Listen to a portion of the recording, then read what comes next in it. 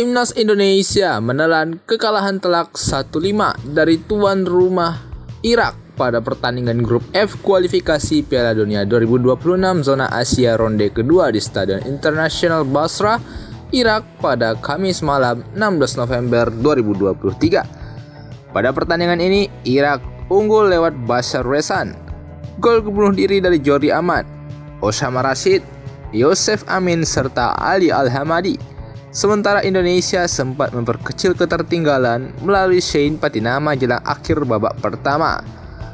Akibat hasil ini, Indonesia harus menempati posisi juru kunci klasemen sementara grup F kualifikasi Piala Dunia 2026 zona Asia tanpa raihan poin. Sedangkan Irak berada kokoh di peringkat pertama dengan 3 poin. Secara statistik, Irak mendominasi jalannya pertandingan dengan mencatatkan 66% penguasaan bola serta melepaskan 5 tendangan ke gawang Indonesia yang 4 diantaranya tepat sasaran. Sejak awal, Timnas Indonesia benar-benar terkurung oleh serangan bertubi-tubi yang dilancarkan oleh Timnas Irak. Namun, setidaknya di babak pertama skor masih 1-2. Lalu memasuki babak kedua, merupakan mimpi buruk bagi Timnas Indonesia. Kiper Nadya Argawinata tak mampu memberikan ketenangan di bawah gawang Timnas Indonesia dan harus memungut bola sebanyak 3 kali di babak kedua. Sementara Timnas Indonesia otomatis tak bisa keluar dari tekanan dan justru tak bisa menambah gol. Lantas apa yang menyebabkan Timnas Indonesia begitu hancur saat hadapi Irak? Setidaknya ada 5 penyebab Timnas Indonesia kalah telak 1-5 dari Irak di kualifikasi Piala Dunia 2020 zona Asia. Yang pertama, hadirnya 64.000 pendukung Irak. Kehadiran puluhan ribu supporter Irak tampaknya membuat para penggawa Timnas Indonesia kena mental. Sebab para penggawa Garuda tak bermain tenang seperti biasanya. Jordi Amat yang memiliki pengalaman saja sampai membuat kesalahan dan mencetak gol bunuh diri. Setidaknya ada 64.447 penonton yang hadir langsung di Basra International Stadium. Fakta ini bisa digarisbawahi sebab Timnas Indonesia terbilang memang jarang melakukan laga away saat FIFA Matchday berlangsung. Minimnya laga away yang dilakukan Timnas Indonesia membuat punggawa Garuda terkesan kena mental menghadapi puluhan ribu pendukung Irak di kandang Timnas Irak sendiri. Yang kedua, kerap salah passing dan mudah kehilangan bola. Seharusnya permasalahan salah passing tak terlihat di Timnas Indonesia senior. Namun kenyataannya banyak sekali peluang dan momentum hilang karena pemain Timnas Indonesia salah memberikan umpan. Tentu dampak dari salah umpan itu ialah Irak jadi lebih sering menguasai bola dan menyerang lini pertahanan Garuda.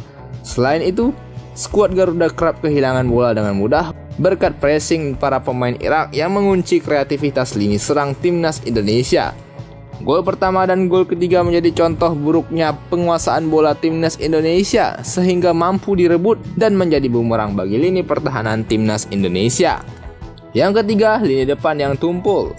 Timnas Indonesia baru bisa mencetak gol di akhir babak pertama setelah Sintayong memutuskan mengganti Dimas Derajat dengan Rafael Strike di menit ke-39. Masuknya pemain Ado Den Haag itu membuat perubahan, bahkan ia menjadi penyumbang asis bagi gol yang dicetak oleh Shein Patinama. Lini depan Timnas yang diisi oleh Dimas Derajat dan Dendi Sulistiawan terlihat tak bisa berbuat banyak di babak pertama. Namun hadirnya Rafael Strike yang sempat memberikan perubahan di babak pertama, namun memasuki babak kedua juga nyatanya tak bisa memberikan banyak kontribusi sebab terisolir di lini pertahanan Irak.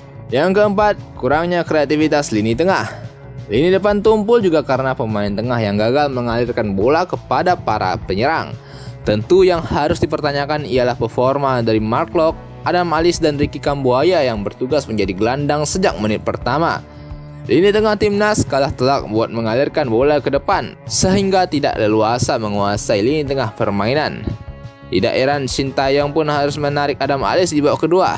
Namun nyatanya pergantian pemain dengan memasukkan Arkan Fikri pun tak mengubah minimnya kreativitas lini tengah skuad Garuda.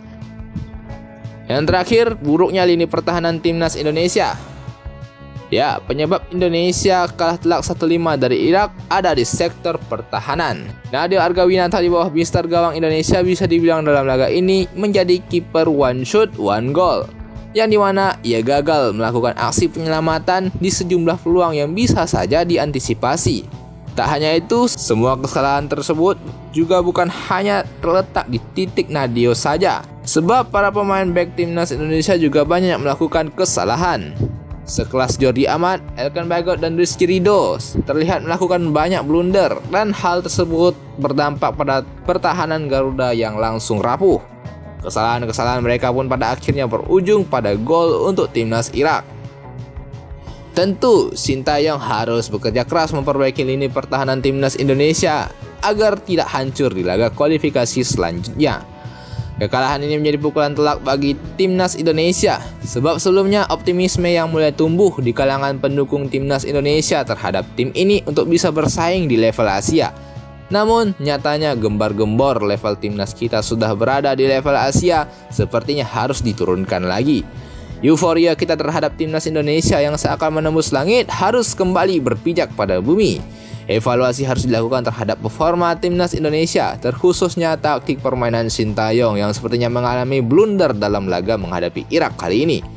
Laga kedua menghadapi Filipina di Manila pada Selasa 21 November bakal menjadi ujian apakah evaluasi tim berjalan ataukah tidak. Bagaimana menurutmu Bung dengan performa anjlok timnas Indonesia menghadapi laga pertama mereka di kualifikasi Piala Dunia 2026 zona Asia? Silahkan tuliskan komentar kalian di kolom komentar. Dan jangan lupa buat like serta subscribe channel Bung Bil supaya kalian tak ketinggalan berita-berita menarik seputar sepak bola Indonesia dan mancanegara. Thank you.